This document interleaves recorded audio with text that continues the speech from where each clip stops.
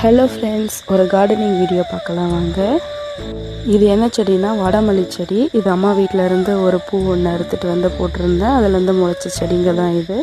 இது என்ன செடின்னு தெரியலைங்க, ஆனால் ஏதோ ஒரு விதை போட்டிருக்கேன், அது முளைச்சிருக்கு.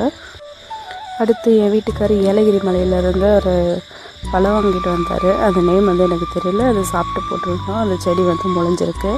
அடுத்து இது வந்து பார்த்திங்கன்னா முள் சீத்தா இதுவும் வந்து நாங்கள் சாப்பிட்டு விதை போட்டது தான். எவ்வளோ அழகாக முளைச்சிருக்க பாருங்க. இதோடைய இலைங்கள்லாம் எவ்வளோ கிளாஸியாக இருக்குது பாருங்க. சும்மா செம்மையாக வளர்ந்துருக்கு. அது கூடவே வந்து பார்த்திங்கன்னா களையல் பப்பை நான் எடுத்துருவேன்.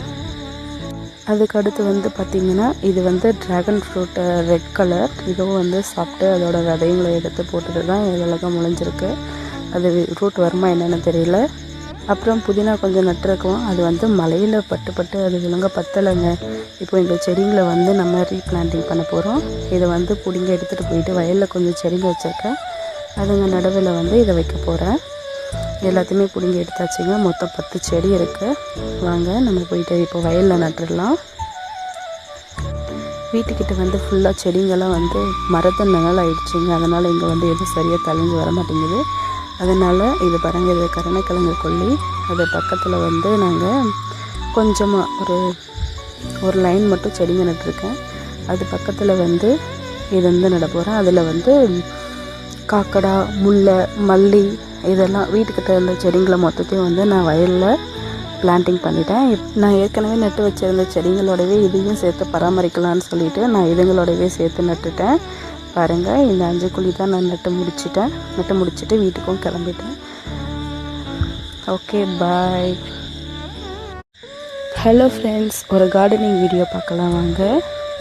இது என்ன செடினா வாடாமல்லி செடி. இது அம்மா வீட்டில் இருந்து ஒரு பூ ஒன்று அறுத்துட்டு வந்து போட்டிருந்தேன். அதுலேருந்து முளைச்ச செடிங்க தான் இது.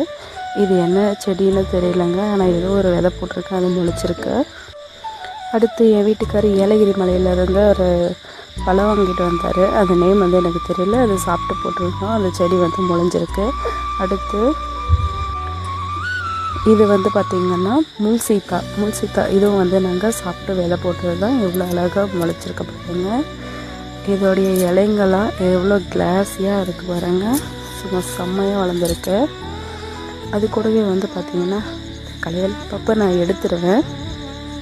அதுக்கு அடுத்து வந்து பார்த்திங்கன்னா இது வந்து ட்ராகன் ஃப்ரூட்டு ரெட் கலர். இதுவும் வந்து சாப்பிட்டு அதோட விதைங்களை எடுத்து போட்டது தான் அழகாக முளைஞ்சிருக்கு. அது ரூட் வருமா என்னென்னு தெரியல.